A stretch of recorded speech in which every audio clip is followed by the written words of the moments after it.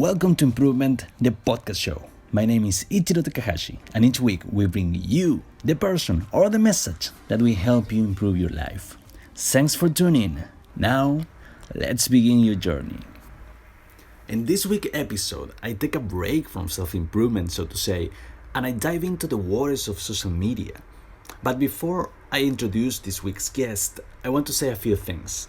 And the first is that I am aware I didn't upload an episode last week, and although this should not be an excuse, I'm working on an ebook and most of my time it's being invested between research and writing. That's number one. And number two, I apologize in advance if my voice doesn't sound as warm as always during this conversation, but I was freezing. It was a cold day. Anyways, with all that said, who's Lucas O'Keefe?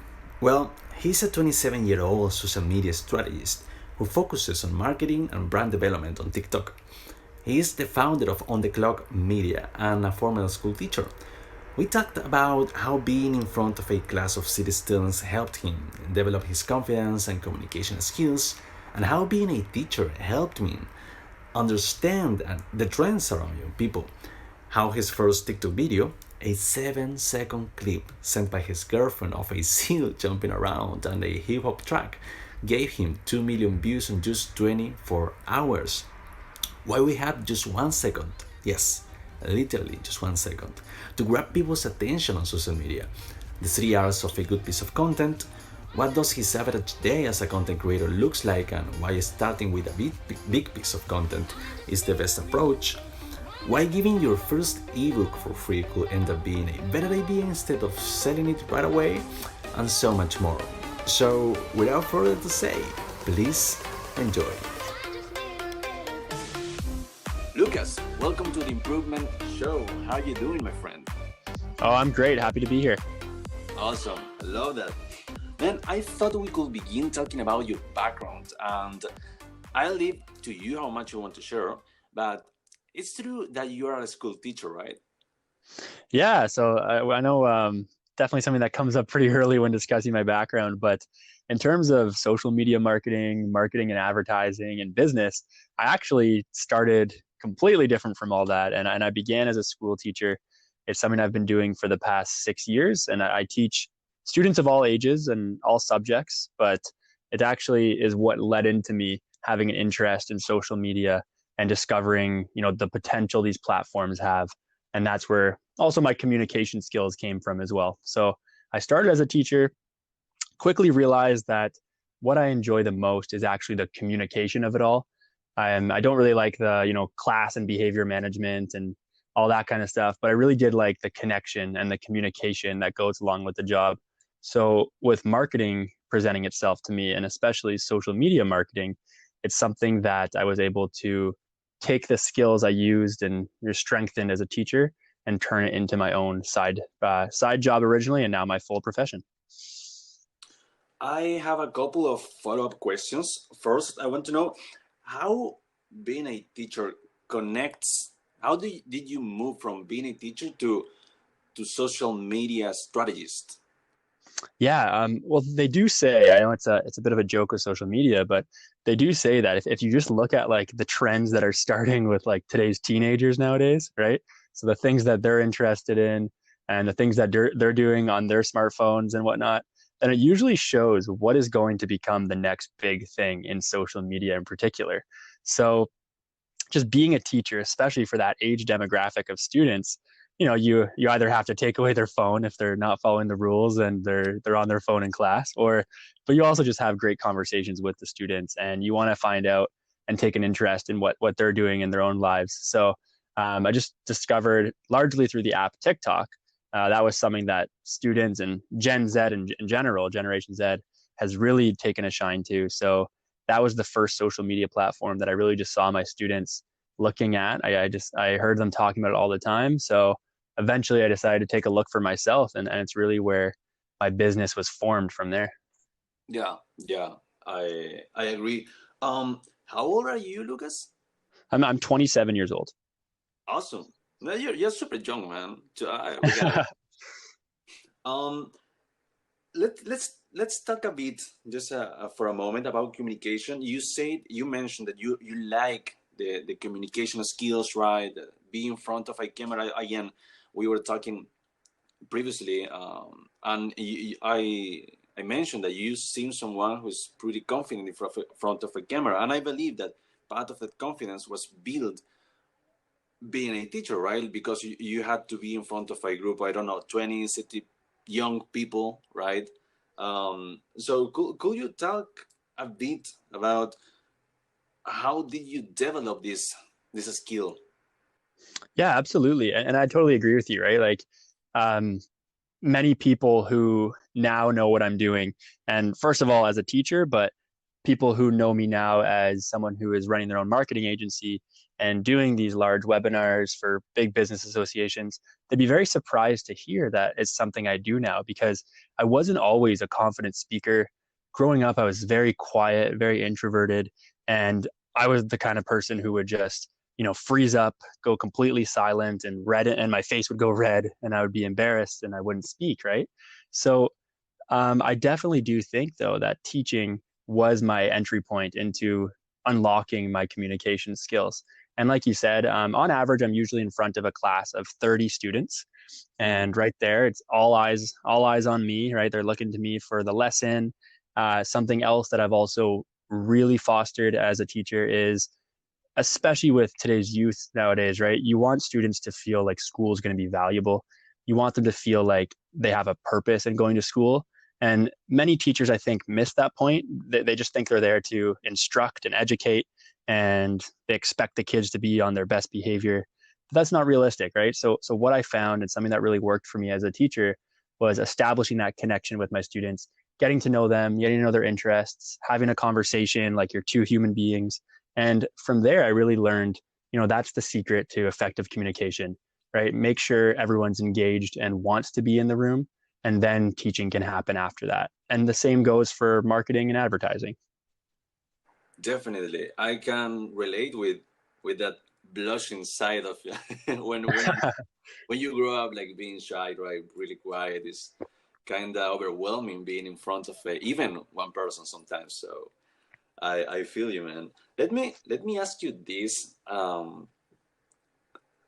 what will you say, if there was one? By the way, obviously, was the the most influential, I don't know, book, YouTuber, mentor during this transition from quiet Lucas to the teacher, right? The one that was taking care of having an engaged group of people, right? Of young people, right?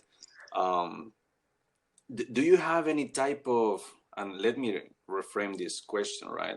Did you have any, again, influential book, maybe a mentor, maybe a friend, that helped you to become this more confident person? Yeah, he comes up a lot in name, but Gary V, or Gary Vaynerchuk, even he's such an interesting person, because for years before I was even interested in marketing and business, which is his main focus, but some also say that a big focus of his is motivational speaking, right?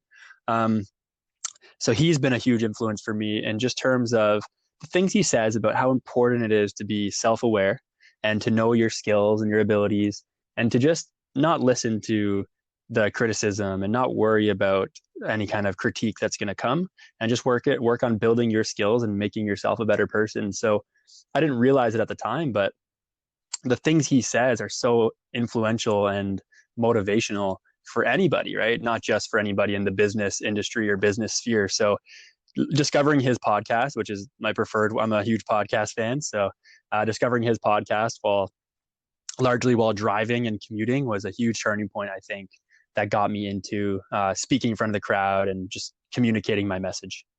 Wow. I love that, man. Love that. Lucas, fact check me if I'm wrong, but I read that your first TikTok video went viral and that a seal was involved, which I think is hilarious. Could you talk about that?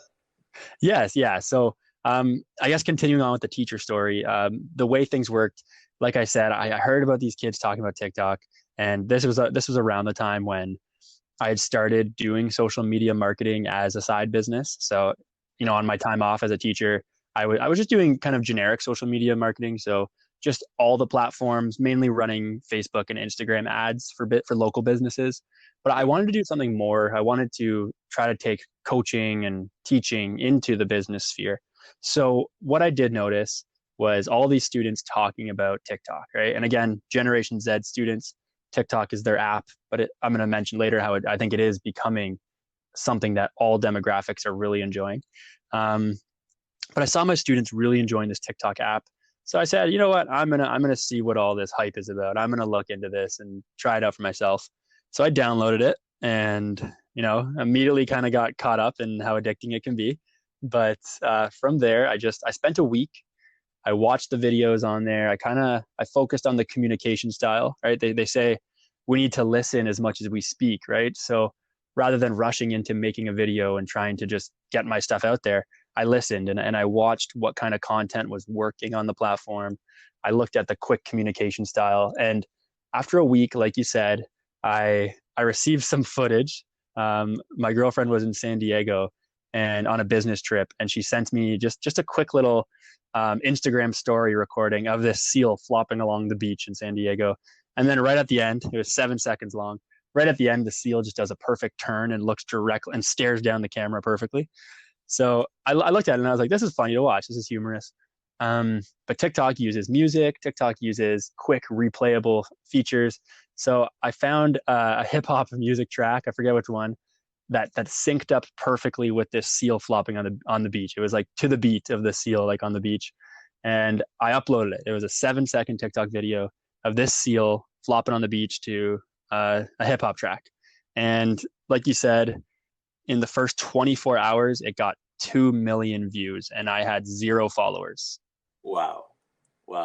I just blew up. Like I had never experienced that, right? I'm used to the typical kind of flow of notifications when you have 1,000 or a couple thousand followers on Instagram. But this was something else. My phone was just going off every second with, thousands of notifications and new followers flooding in just for one video. I'm trying to be as empathetic as I can. I can picture yourself looking at your phone and with a huge smile in your face. Exactly. I thought that you might not be able to answer this accurately, but what was going on through your mind in that moment? Yeah, and definitely the first thing that came to mind was, well, this could be it. This could be my 15. They say 15 minutes of fame, right? I was like, this could be my. I'm not even in the video, but this could be the most attention anything I ever create gets, because it's getting millions and millions of views, and 1 million is a huge number. And I never thought I would have anything I create be seen by that many people. So that was what was going through my mind. And shortly after, I realized, well, no, I shouldn't just assume this is 15 minutes of fame. Even though this is just a funny, silly video, there's potential on this platform, and I've started to uncrack it. So how can I leverage this and turn this into something more? Did you know at that time anything about the TikTok algorithm or attention hacking? Or because I know you mentioned that you were doing just some simple Facebook ads, but about again algorithm and attention hacking, or it was mostly luck, will you say? Yes. So in hindsight, now that I know quite a bit about the TikTok algorithm, it was luck in the sense that many of the things I did, because to answer your question, no, I didn't know anything about the algorithm back then. But in hindsight, looking back, many of the things I did for that video are the things I advise clients and people I coach and the people I speak to in webinars. I advise them to do many of the things I did in that video, but I didn't realize I was putting in a strategy back then. Like I said, I looked at the trends and I looked at what was already working on the platform, and I kind of recreated it, which is my go-to tip that I think most people should try to do on social media, right? Yeah, definitely. I agree, man. You talk a lot about short video format, and I've been thinking a lot about that. And recently, on an interview with Tim Ferriss, Brian Koppelman, the co-creator of the TV show Billions, which is unbelievable, it's amazing, said they were talking about a monologue he wrote for Vincent D'Onofrio, an actor. And he said that you can always cut something to make it better. And that made me think about how can you tell a story in just, let's say, 15 seconds, right? And this is going to be a long question, but could you speak to this idea of short video format and then give us some tips on how we can deliver our message or tell our story under these conditions? Yeah, absolutely. And this kind of does tie into what worked really well for my video I posted.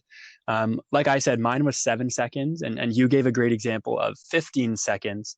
So with these short video formats, whether it's on TikTok or even Instagram, IGTV is another exciting, opportunity that's been starting to become monetized, which is very interesting.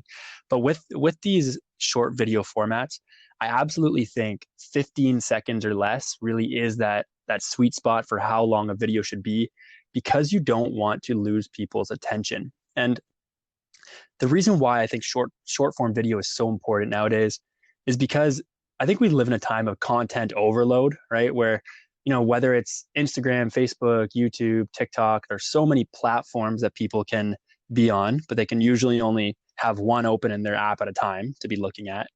And then within those platforms, there's millions and millions of content getting updated constantly. So for us to stand out and for us to be that video that they're watching or that piece of content that they're going to give their time for, we really have to make sure we are grabbing their attention right away, right? So something that you see very often and working effectively in short form video is just anything that's going to break that person's habit of swiping, right? So people get in like a trance almost, I say, on Instagram and TikTok and other apps where they're just endlessly swiping through the content, right? Like, oh, next. And they don't even, it becomes a point where they don't even realize what they're doing, right? Because I've been there before. I do it all the time. So with short form video and really also images on Instagram, you want to be the piece of content that is going to break that cycle of swiping and stop that person. And so they stop and look and say, oh, this is new and exciting. I want to look at this. So some great ways to do that. You'll see many tips, including using movement in videos. And that's intentional. So many TikTok videos in particular, you see the creator opening up the video by walking already, or they'll walk right into their washroom and they're filming themselves in the mirror and you can see them in the mirror. That's intentional. And there's a reason why you see so many TikTok videos doing that. Same with my viral seal video, right? It incorporates movement right away. But people like movement in videos. And it's something that you have to take advantage of with video, because you can talk about how I'm sure there's a way to incorporate movement in picture and image. You can have like a good flow, but it's very difficult. It's like an art form in its own. So a strength of video content is because it's a video, you can very easily draw upon movement. And if you think about the common person who is, swiping through and consuming content, what are they doing? They're on their couch laying down, or maybe they're commuting to work, so they're just sitting down on a bus seat, or they are laying in bed. We're not moving when we look at most social media content. So if we see someone in our video who is moving, it's very appealing to us, right? It kind of creates what we want to be doing for us. And that's something that only video content can do. So movement is huge. I also say it's important to have good lighting, right? And you can really tell the difference between a TikTok video that has bad lighting and one that has good lighting, because there's just so much more in the frame when you have good lighting with you. And many people on TikTok, they go out and they buy those ring lights off Amazon, like the ones that they can put right around their smartphone, so it really brightens things up. And those work, but you don't really need it. Like I've honestly just been using rooms that have big windows, and I film during the day. And just from that natural lighting, it really makes a difference in my content. And the reason why that works on short video, whether it's TikTok or IGTV, is these new formats, they use the entire vertical of your phone screen, right? Yeah. So if it's right in your face. YouTube, if we're watching YouTube on mobile, if we want to get the full effect, we have to turn our phone sideways, which some people do. But for the most part, people are just watching it, holding their phone upright, looking at that full vertical screen. And TikTok and IGTV take advantage of that, which is great. But it also means you as a creator want to use everything in that background. So having great lighting is going to show people everything going on. And something I say about video as well, if you're trying to create, like on Instagram, we see this huge movement where people are creating those Instagram carousels, right? Those 10 slide images, very vibrant images and telling some cool messages, and people swipe through the 10 slides and kind of get a story. It's very effective. But on video, you can do that much faster just by using the movements, using the facial expressions, and using anything supporting you, the visuals in the background, right? You draw on so much more that you can put in a frame when you're recording a video that just takes a lot of work on image. So that's why I think it's really effective right now.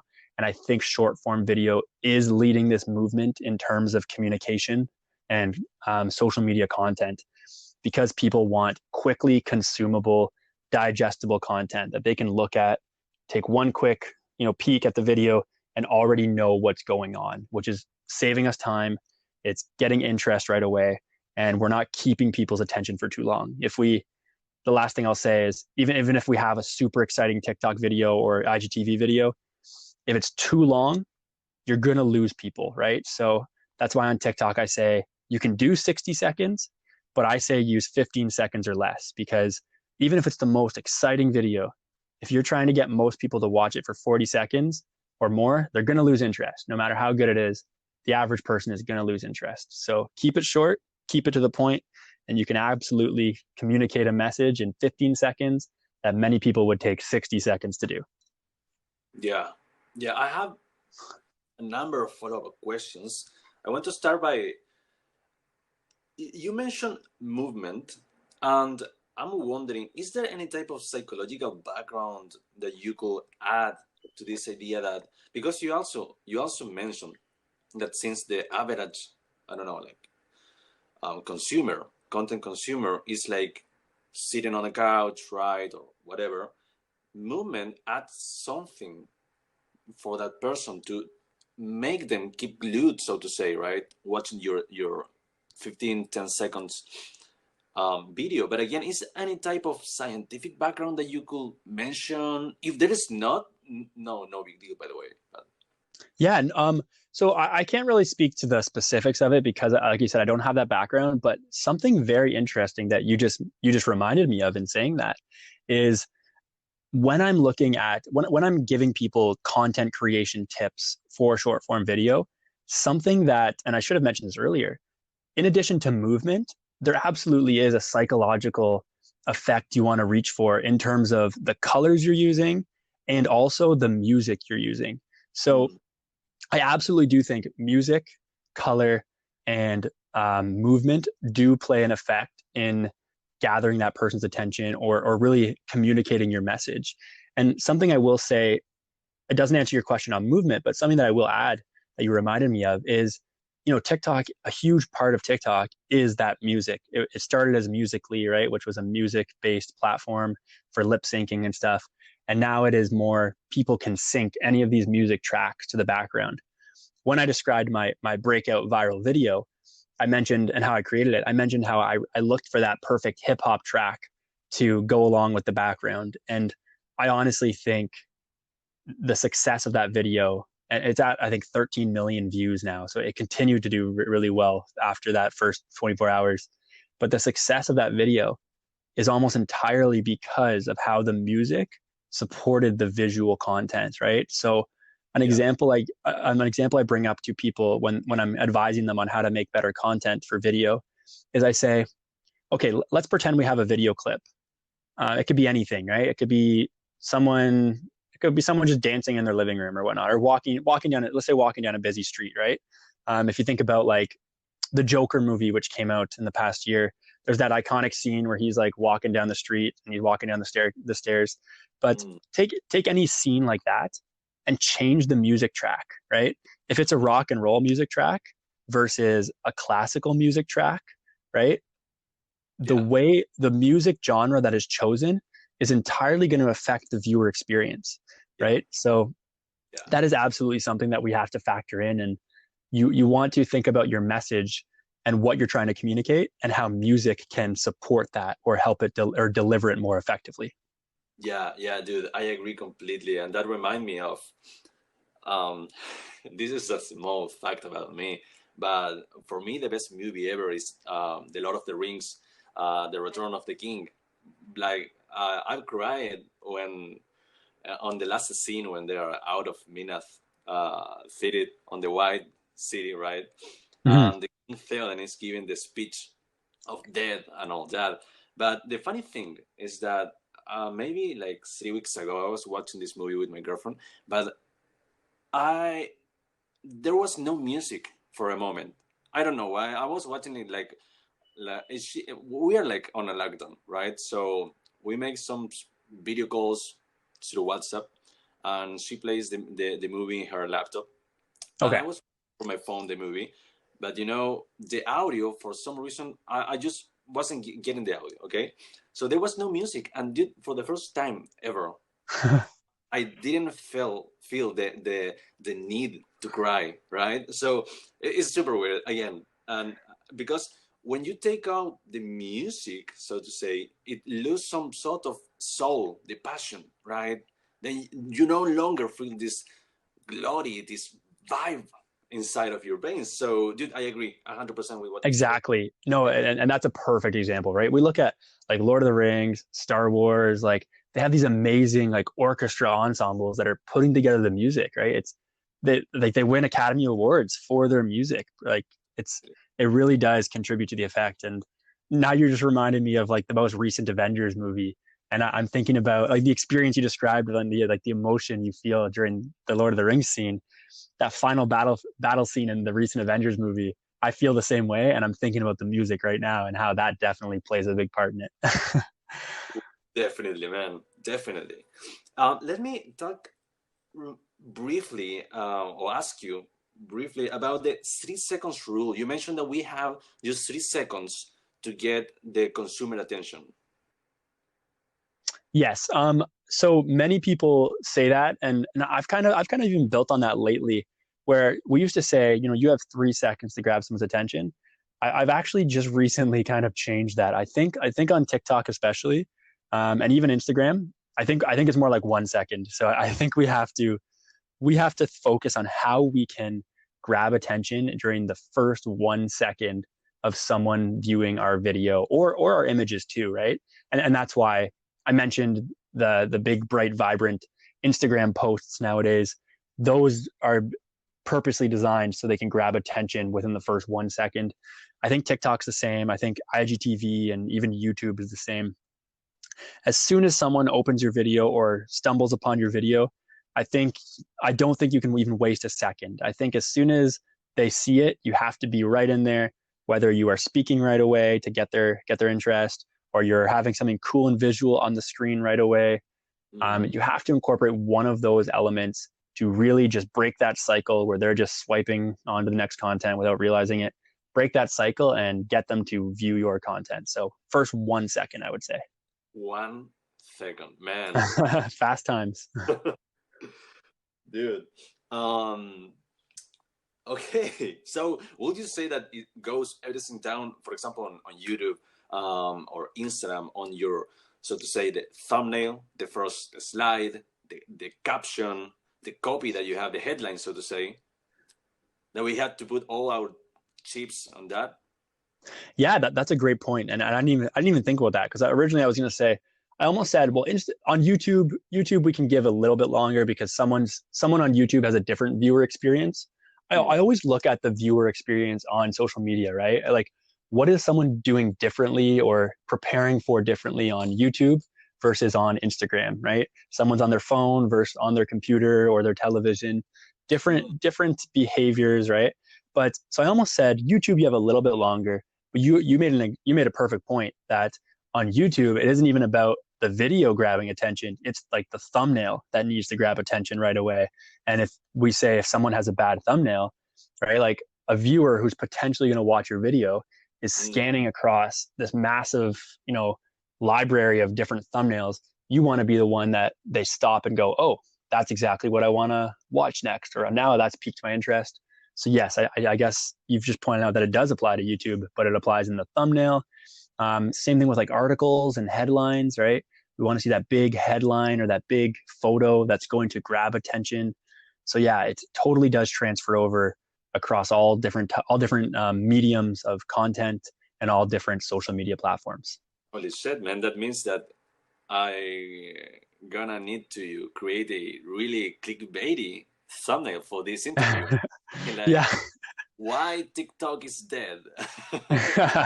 No, exactly. That's why we've seen like clickbait be added to the dictionary, right? I think it was a thing a few years ago where like they added the word clickbait to the dictionary as an official thing because it's happened. It's such a thing in our culture now, right? It's come from this need to grab attention. Do you follow any type of fitness YouTuber or something like that? I've watched in for just like workout routines and stuff like that. Yeah, but yeah. If there is something really common around this niche, so to say, it's like the whole video, the thumbnail is like, I bought my dad his favorite car, and the picture is a Lambo, and then it's like, but this should happen, and the whole video is like a workout routine, dude. It's like, yeah, it has nothing to do. Like the video is completely different from the thumbnail. Yeah. Yeah, Lucas, let me use this next quote as a segue.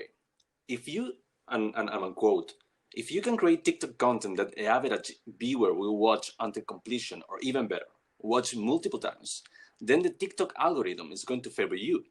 And by the way, again, I don't want to turn you into a broken record. I've seen a couple of the interviews you have been on, and I also know that you have like half a dozen posts talking about the algorithm.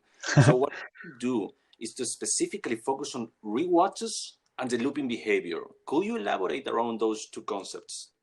Absolutely. And you actually chose the most important part to focus on for the algorithm. So this is perfect. Nice and quickly, if we think about the TikTok algorithm's goals, right? It's TikTok is one social media platform. It's competing for our attention with Instagram, Snapchat, YouTube, Facebook. So the TikTok creators want us to stay on TikTok, right? They don't want us losing interest and going to another platform.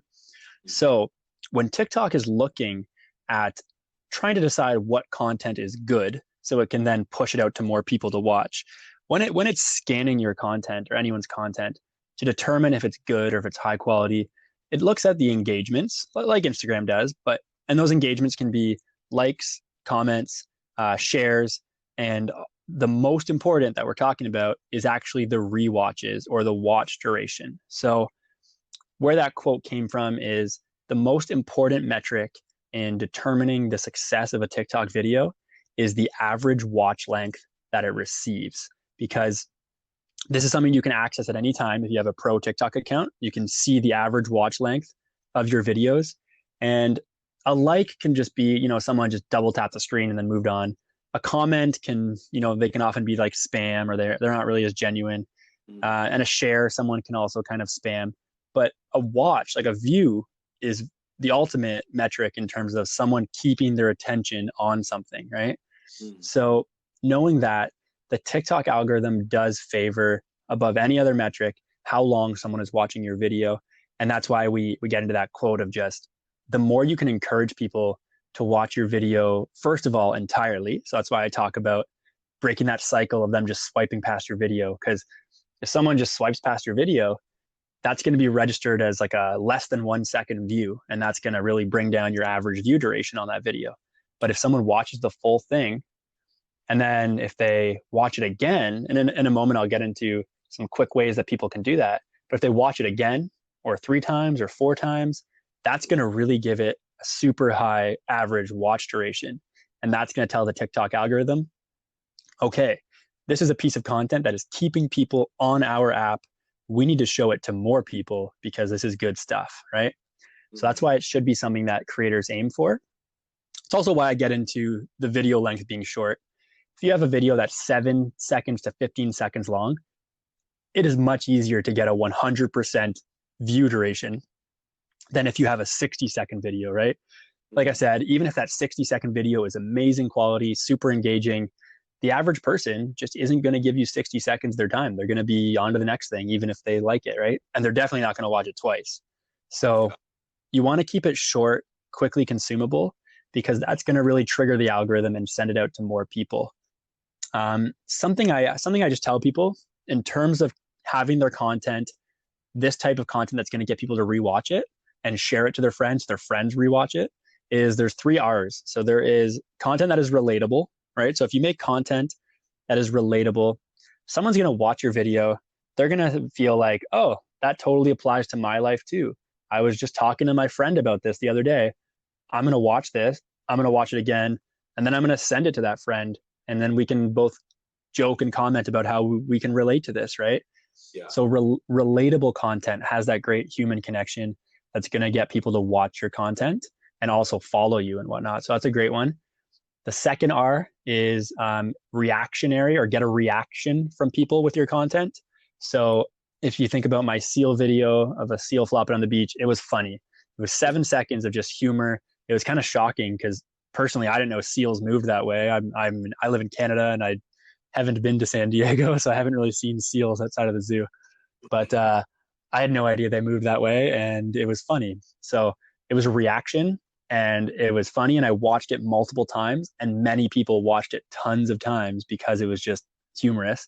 They sent it to their friends, right? So it got a reaction.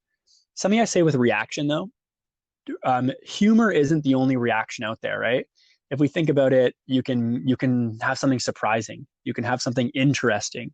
We see many videos on TikTok that are like really interesting, quick recipes people can make, where like you just look at the food and it's so visually depicted that the food looks so good. That's forming a reaction, right? Yeah. You can have a scary movie, or like a scary video, or like a thrilling video. So as long as you trigger any type of emotion, it works. Perfect. Right? Yeah. Exactly, right? So many people think, oh, I'm not funny, I can't make a TikTok video, but you don't have to just draw on humor. And then the third one is if it's recreatable. So on TikTok, we see many of these trends forming. And of course, TikTok did start as a dancing app, and many people still think it is just for dancing. I can tell everyone right now, I'm at about 80,000 TikTok followers, and I haven't made a single dancing video. So you don't have to dance. But that is where it started, because dances are such a recreatable thing, right? If someone's doing a dance, someone can watch it and be like, oh, I'm going to learn that and copy it. So, but anything recreatable, like challenges or even creating something, that's going to really work on TikTok, because people are going to watch it. They're going to watch it again so they can learn how to recreate it and copy it. And then they're going to, again, send it to their friends and say, look what I created. Also, here's the original video. Watch this as well, right? So those are the three ones: relatable content, reaction content, and recreatable content that really gets people to watch your videos over and over again, which you should shoot for. Yeah, definitely. I agree with every single thing that you said. We will come back at some point to that framework, maybe not in this conversation, but for now, let me dig into your creative process. And you can answer this any way you want, but I would love to know, what does your average day as a content creator looks like? Yeah, and something I'm very big on, like many people know me as like the TikTok guy, but I'm actually pretty active on many different social media platforms. And what I do with On the Clock Media is I try to just help people get their message across and market themselves as effectively, but also as cost efficiently as possible by using the social media platforms that have the most reach.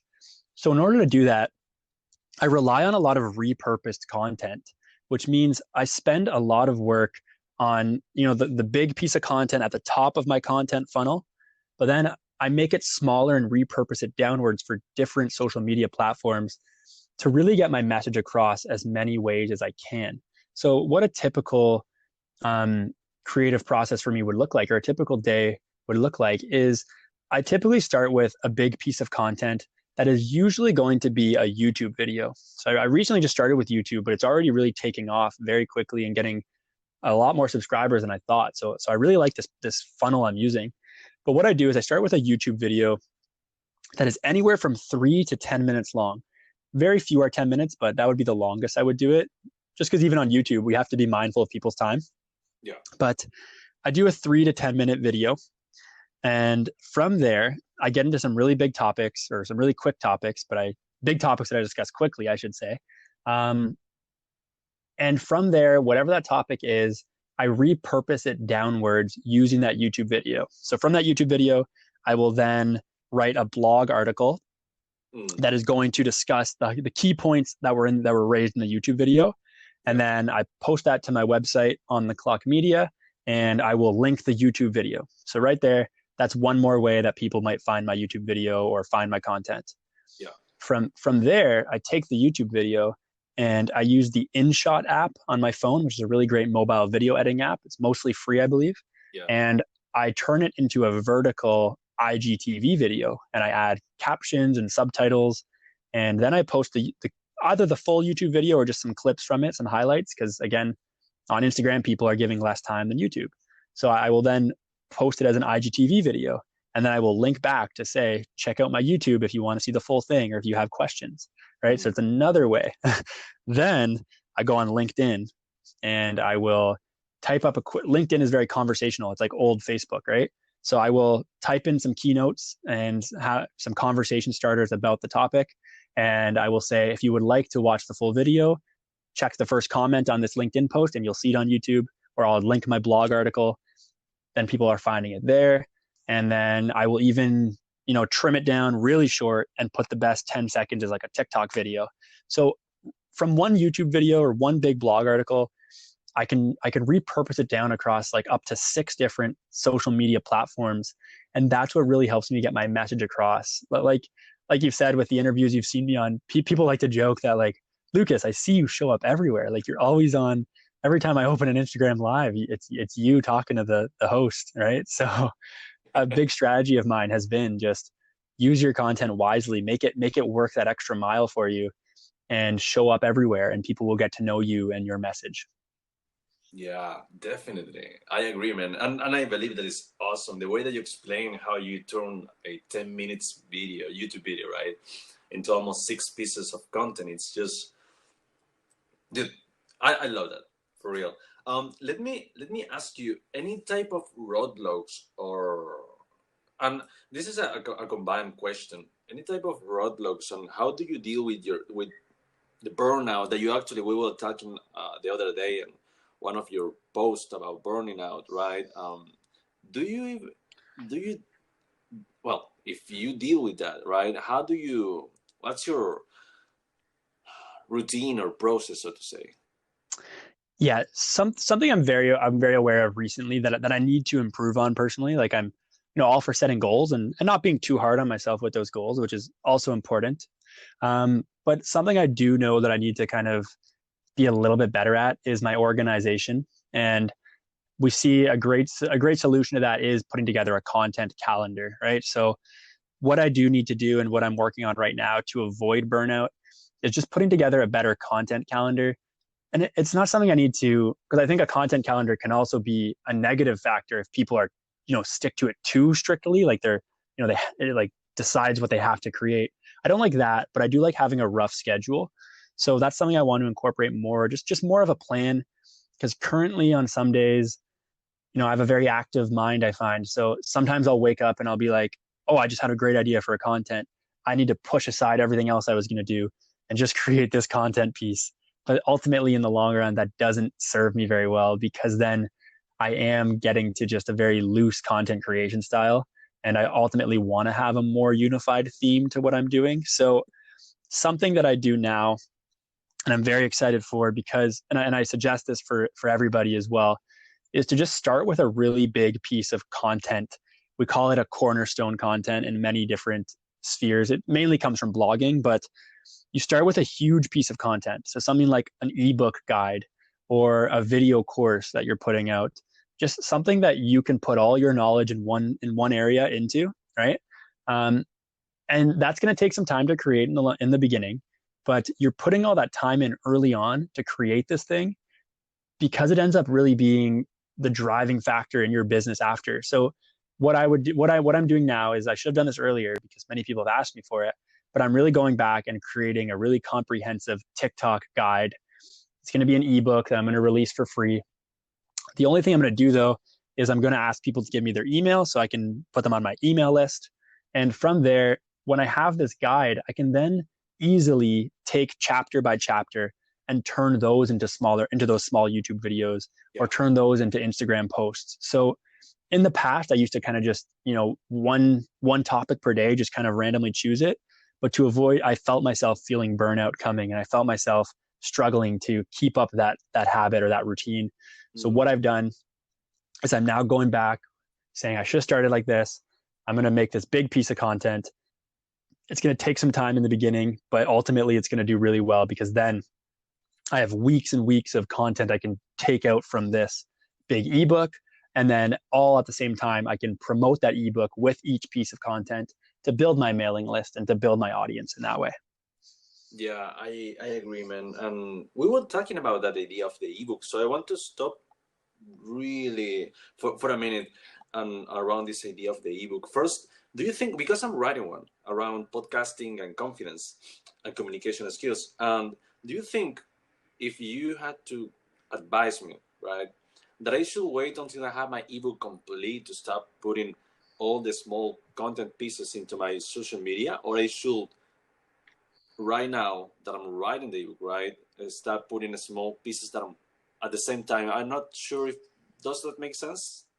Yes, no, it does. And I think that's a great idea for an ebook, right? Like, and whether it's podcasting or video, those are the two topics that everyone is very uncomfortable around trying, right? Like everyone can, sorry, I don't want to get too sidetracked from the question, but I love the idea of your ebook because I find so many people I speak to, they say, I'm not comfortable on video or I'm not comfortable speaking, right? But I want to make these types of content.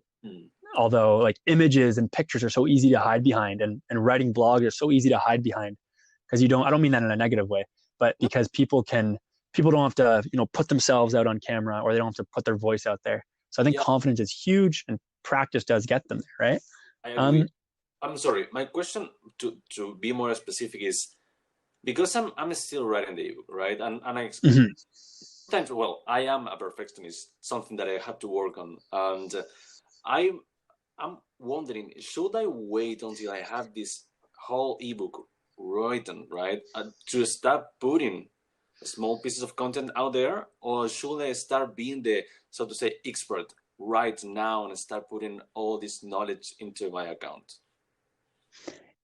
Yeah. So, and I'm absolutely a perfectionist too, so I can definitely speak to that. I would say, and what I've learned is, if you're close enough to get it done fairly soon, I would you want to keep giving some small bits to your social media following, right? You don't want to lose them while you're waiting. But if you can get that ebook put together pretty quickly, and there are programs out there that will kind of format it for you, right? If you can get it out, I would try to do that sooner than later, just because then you are going to be promoting people back to your ebook all the way through, right? And that ebook is something that's going to be there and it's going to serve you for many, many years, right? Because that's a topic that's not really going to change. Podcasting is going to become more important. Confidence is always something people need. So I really like that because it's what we call evergreen content, right? It never goes out of date. Yeah. So I would get that out sooner than later. And this is what I'm doing as well, because then you can use the ebook to promote all your social media platforms and your communication platforms. But it also works the other way where you can take small chunks from the ebook, post it on other social media, and then promote those back to the ebook. So it kind of creates a perfect loop of promotion, right? Definitely. And the other point I want to touch upon, you said that you want to give for free your ebook, right? And I remember that I replied to that comment. And I say that sometimes if the ebook, I believe, this is my opinion, just my opinion, if the ebook holds enough value, you should add some price. But you say that it's because you have an other type of plan or strategy, right? Could you elaborate on that idea? Yeah, personally for me, since very much my business does lean on the coaching and consultation side of things, I've found that by giving out my ebook for free, it doesn't kind of push people away from needing my services, because like many people say, well, if I give it out for free though, then people are going to just say, I don't need your coaching service anymore. I have all your best stuff in a book. But I have found that by putting out the content for free and giving these people this really well-crafted guide, it shows them, oh, wow, this guy does know his stuff. But now that I am using his guide to get started on TikTok or social media, I am now having all these questions that are more personal and more one-to-one. So for me, it has led to an increase in coaching because people like the information I'm putting out and they want more. And it kind of builds trust, right? It builds a connection with them where I become that person they're going to look to. However, I think it's different though. If someone is doing a different kind of model where they are focused on developing like strategy plans and actually offering services and marketing, I do think they can definitely sell their product. And like you said, it is something that takes time. It's a valuable product. So I don't think all ebooks and guides should be put out for free. Just in terms of the traffic I'm looking to get to my various social media channels, it benefits me to put it out for free. Yeah, definitely. That's a keyword, traffic, right? Because it depends what's your goal. If you're going for the money, for the traffic, and if you're thinking on some way short term against long term. Yeah, I agree with you, man. Lucas. Yep. Yeah, tell me. I'm sorry. So many people go with something that works really well is, we constantly have ideas and things are changing. So many people will release like their first ebook or two, obviously not like their perfect one, right? But their first one or two ebooks they'll release for free and build that mailing list and build that community following.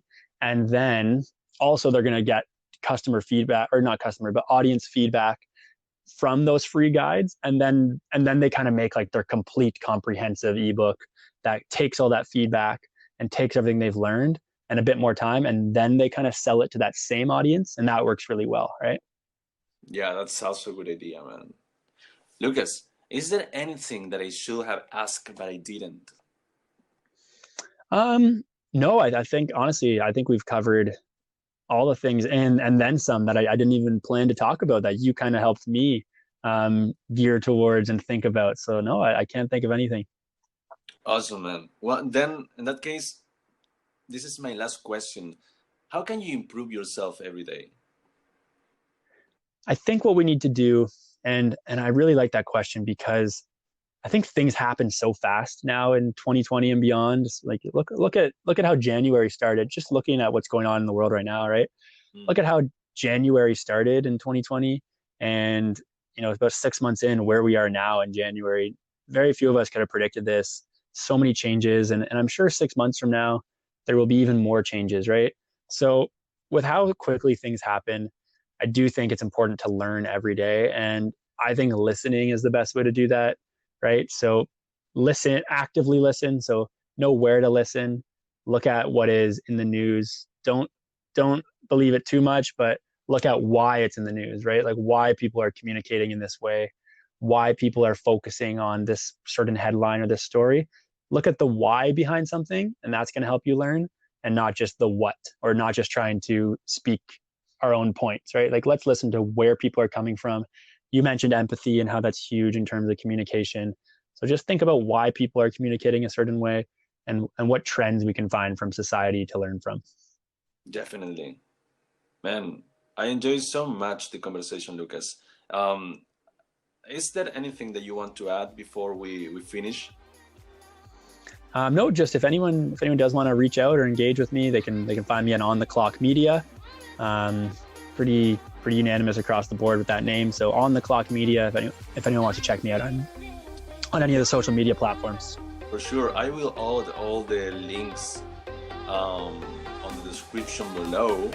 So Lucas, again, that's an awesome conversation, man.